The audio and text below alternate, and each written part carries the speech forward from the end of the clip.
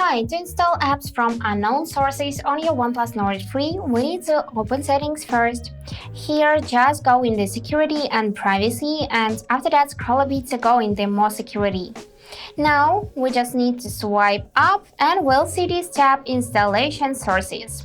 So at this point, we just need to simply activate the toggles for the sources we trust. For example, if you are downloading an APK file through a browser, enable it for that browser. We can try to enable Google Chrome just by tapping on the switcher.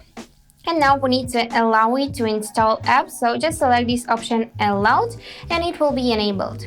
You can do just the same for each of the source from the list. And to save the changes, you just need to simply go back like that and the changes will be saved immediately. So that's it for today. Hope this video was helpful and thank you for watching.